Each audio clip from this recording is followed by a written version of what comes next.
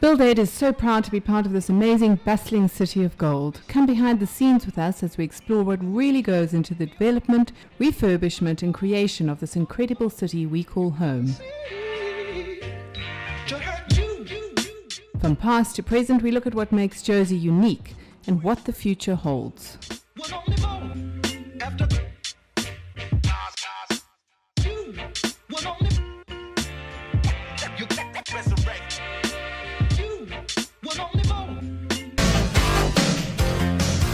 BuildAid on Mix. Good evening. My name's Graham Alexander. We're going to be chatting about windows this evening with a focus on UPVC. Chatting to Pieter Malherbe. Peter's from a company called TEVA. They manufacture UPVC windows. We also have our specialist, Dave Gurney, in the studio. We're going to learn a little bit about old windows and how they fitted into our city, Joburg. In the studio, as usual, Kay and Simon. And tonight we're also looking for a seriously old nightclub. It's in Melville. It's been there forever. Well, I think it has, because I joined there when I was much younger than I am now. It's still going. Live music most nights. And I've got two questions for you to answer, because we are talking about windows tonight. So there's an SA band that played there, and they had a song about their window on the world. So if you know which nightclub I'm talking about and which SA band I'm talking about, send us an SMS on 41348 and you could win 2 tickets to an absolutely astounding workshop, one of 10 that are happening this year. The first one's on the 6th of May, and it's all about planning for your home build, brought to you by Builders Warehouse and in conjunction with Garden and Home magazine. So if you know the answer, send us an SMS on 41348. Talking Windows. The show is brought to you by AfriSam. Pieter Malherbe, welcome. Thanks, Graham.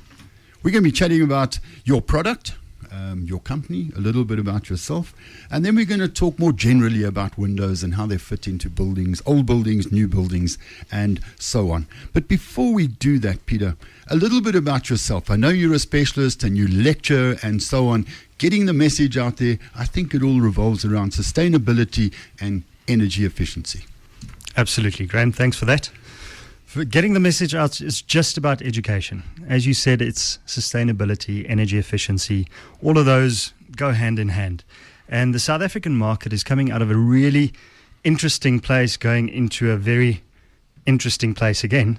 We're moving towards sustainability. If I had to ask you 5 years ago, do you recycle? You probably would have said no. If I ask you now, you're going to say either yes or say no, but you'll feel guilty about it. So the movement is towards sustainable lifestyle, sustainable living spaces, and we help with that. If you asked someone 5 years ago, could you save energy or money by using UPVC windows? Sorry, what was that? So we have come a long way in the last few years. And I think a lot of it was driven by regulations that have, I wouldn't say forced the industry, but certainly forced design into designing more efficient buildings. Absolutely. Regulation played a part. But again, we've got our public that's becoming more aware, becoming more green. I hate the word, but it's true. And what we do from an energy efficient point of view, you mentioned the UPVC windows. To explain it very simply, it's think pink for your windows. So we use synthetic products, we use energy efficient framing materials, we use different glass products, and we make the most energy efficient window in South Africa. And that just means the window that insulates the best in South Africa. In layman's terms, Pieter, if we were to look at steel, aluminium, and UPVC, I think the technical term is conductance. How quickly does temperature travel through those different materials? So we can quickly start to understand what UPVC can do. Absolutely. Well, firstly, steel is actually better. It conducts less than aluminium. Aluminium is the last possible superconductor on the periodic table, if you get all the bits and pieces right. It's just random. The most conductible thing on this planet. Do you want to venture a guess there? No. It's a diamond. Yeah. Concentrated carbon. So I would have got that wrong. So I'm pleased I said no. But conductance is just how quickly heat or cold energy travels through something.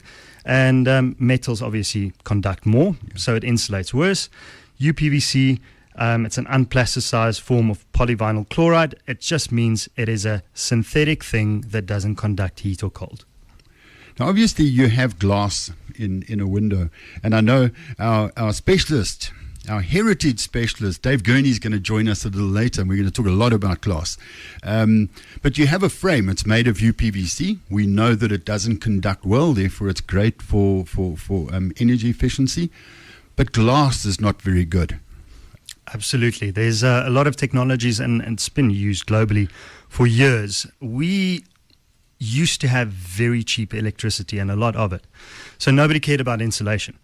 We literally just put in more underfloor heating. It didn't matter. It really didn't matter. We're in a stage where it does matter. People care about the environment. People care about sustainability. And for that reason, we're starting to see high-performance glass, double glazing in various framing materials. We combine the two to give you the best cost efficiency sum. And through that, we help promote the sustainable lifestyle that everybody's talking about. Pieter, there's a process that one has to go through getting windows into a home. Obviously, you need to promote the window, so the architect specifies it in the first place, or maybe the homeowner has some say and, no, I want to use this product. You've then got to design it into the space that the architect has put together, put a quote together, hopefully get the approval. You've then got to fabricate the windows, make them in your factory, and then go and install them. So it's quite a process. But the one that I'm fascinated in, and I think most people are, is the design process. Now, you chat to an architect like Simon or one of our other architects that we know, and you say, I'm going to use UPVC. He's got to bring in the energy factors and all that. How do you guys communicate with the architect? All right. Architects, as we know, similar to doctors, very important people, and it's difficult to pin them down. Simon just gave us a big hands up. I don't know if that's an insult, architects and doctors in the same sentence, but I'll take that. No, thanks, architects can write. What we've done, we've developed products and software to make their lives easier. You must remember, an architect needs to deal with a hell of a lot of stuff. They need to design a building that looks good, but works as well. Now, what we've done, we've written software, what we call plugins, that integrate with the software products and design programs that most architects use. Obviously, not all of them. And as they design, all the data is inside the products. We call it smart products. The actual name for it is BIM. And as the architect designs, he's got all the data, the insulation data, the U values, solar heat gains, all that data is in there, and it's physically in the building. As they change a door, it changes all the calculations. And with regards to the energy efficient regulations, XA SANS 204, XA and 10400, it works that out automatically. So our strategy is to make the architect's life as easy as possible so that they can focus on what they're supposed to do. Design buildings that look good and work. This is BuildAid on Mix 93.8 FM. Chatting to Pieter Malherbe. We are talking about windows. We've focused on UPVC windows. But now we have Dave Gurney joining us. Dave's an architect, town planner, and a heritage specialist. He's also part of our team and joins us, and we chat about old things and new things. Dave, welcome. Greetings. We also have Simon, our man behind the desk, who's also an architect, and he's going to have his say too. To kick off, there's a perception that UPVC is something new. It's only been around for a few years. Pieter, there are a number of buildings that have been around more than a few years. Absolutely. As I mentioned a little bit earlier, the technology actually has been around for 50, 60 years globally. And about 30 years ago, it came into the country, and there was quite a few buildings done, but it didn't work because nobody cared about energy efficiency, sustainability. It just simply didn't work. Put in more heaters, put in more underfloor heating, it doesn't matter. Now, those buildings are still standing. 30 years later, in Rosebank, you've got, in Edenvale, you've got, and Dave can probably tell you a little bit about that as well, but people think it's new, but it's been around in South Africa, in Joburg, more than 30 years. A little bit of history, dramatic, in fact, quite terrible. A train full of dynamite, Dave, exploded. Well, how we got onto this was Peter was explaining how they used to ship the glass to various parts of Africa, and how they packed the glass. Well, in February, 19th of February in 1896, there was the largest non-nuclear explosion in Africa, and that was a train full of dynamite in the marshalling yards. And this thing was sitting in the sun for ages, and it exploded, causing the most ginormous hole, about 50 meters wide, 100 meters long. And in the mines, the miners used to take a break on Friday afternoon, and on Saturday they used to go into Joburg and shop. And so all the shops were open, and Studdefords were open always on a Saturday. And so they gave their staff off on a Wednesday. And that is very lucky, because this explosion was on a Wednesday. And the whole of the facade of Studdefords, the north facade in Pritchard Street, was shattered by this explosion. All the windows were blown out. So quickly they ordered more glass, and it was shipped up. And, not shipped, on a railway, it came up by railway and offloaded by wagon. And as it was offloaded, all the glass broke. And so there was no more glass for the shop front. So they actually had to board up the windows with corrugated iron until they could get more glass in Now, Pieter, your windows come glazed, and you obviously transport them carefully. Well, at least we don't use wagons anymore. But we pack it in special crates when we ship stuff into Africa. We export to a few countries. We do a few jobs all over the place. We do even in the Democratic Republic of Cape Town. So wherever we send the glass, we pack it, and then it's glazed on site. When we do it in Cape Town, we source the glass locally, and it's either glazed or we glaze it on site, depending on the contractor. Technology has obviously changed the way we work with glass, the size, the shape, the thickness, the energy efficiency, etc. And we're going to come back to Dave in a sec after the break about a little bit more of the history of glass. But Simon, as a modern architect, being driven by briefs from homeowners, clients, etc., that have seen all sorts of pictures all over the world, this drive towards more glass in a home, is this something that's becoming more prevalent? Is it changing?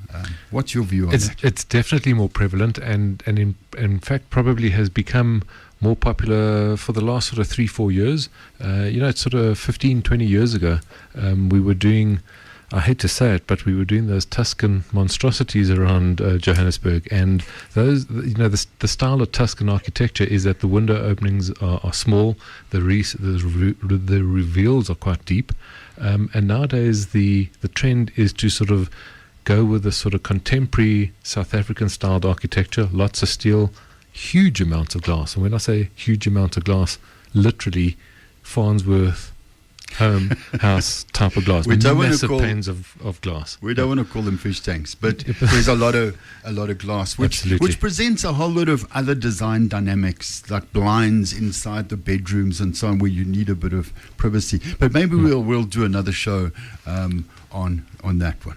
Dave, a lot of the architects days gone by were smart guys. They knew about this energy efficiency stuff. This is not new. They learnt this either at university or trying very hard. You've heard of the cathedral effect. Let's not even get into evaporative cooling and that, and some of these, and airflows in buildings. How did they cope? Well, a lot of it was done with controlling the sunlight, with overhangs. So the typical Transvaal farmhouse had these wraparound stoops, and you had these louver vents in the roofs, and so you had airflow and protection of sun, and that really was the main way of doing it.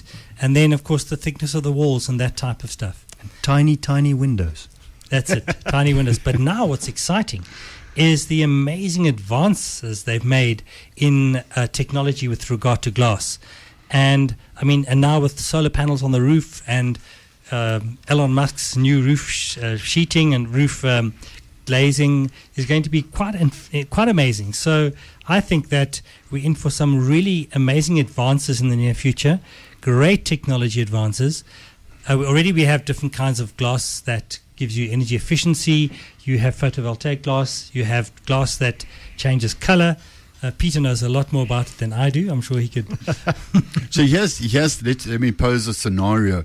The air gap we were talking about earlier, and if you weren't tuned in earlier, glass is not very great from an energy efficiency point of view. So double glazing creates an air gap. Now, if we look at nanotechnology, in other words, micro or small technology, and we could get glass down to, say, 0.5 mil and an air gap of 1/4 mil and another quarter, you could get this window system weighing a lot less and maybe costing a lot less. Do you think it's sort of crazy thinking? Absolutely, but crazy thinking changes the world.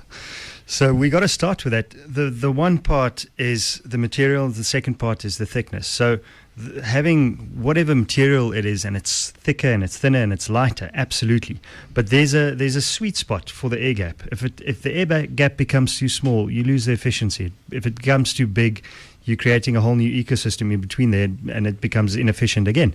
So the air gap you won't be able to play around with. But I like your idea of nanotechnology glass. Let's see if somebody can do that. Perlite is something that was made by Prattley, and we had the Mr. Prattley talking in the show, the one talking about perlite. But if you look in the microscope, it's a natural product. It's a vacuum. So maybe this nanotechnology is not an air gap, it's a vacuum. Who knows? Maybe a honeycomb vacuum. A window I would like to look through would be from a space shuttle. Imagine the glass and the technology that goes into making the windows in space shuttles. Dave, you touched on photovoltaic. Pieter, that's something have you bumped into? We've bumped into it. When I was in the UK, there was actually a building done that the whole facade was PV. So the whole glass, one side of the glass building was PV. And they were running completely on that and quite a lot of batteries. So there's so much technology and there's so much to go forward for, the movement towards sustainability, energy efficiency, all of that. We're just starting. And we're in for such a nice ride. We're at the start of a new industry and everybody's getting on the bandwagon. So let's start there. If you don't recycle, start recycling. Yep. The rest will come. Guys, let's check with Kay how we did with the question. Well, as I said, we've got a lot of old jewelers out there, and our winner tonight is Wendy from the West. Wendy, we're going to get a hold of you and get you those tickets to our first workshop, first of 10 on the 6th of May. But the answer was Roxy's Rhythm Bar, of course, and Bright Blue. So well done to everyone who got it right. I'm impressed. Thanks to Kay, to Simon looking after the desk, and Ian's doing all the video work, which you can also check out on our Facebook page. But you can also go to the YouTube page, BuildAid on YouTube, and we have all the audio streaming on BuildAid Radio. My guest this evening was Pieter Malherbe. Thank you so much for coming to chat to us. Graham, thanks, and the BuildAid team, thank you for having me. And our resident specialist, as usual, Dave Gurney. Thanks so much, Dave. A real pleasure. We do this every Wednesday between 6 and 7. Up next is the greatest show on earth. Talk to you next week. Ciao.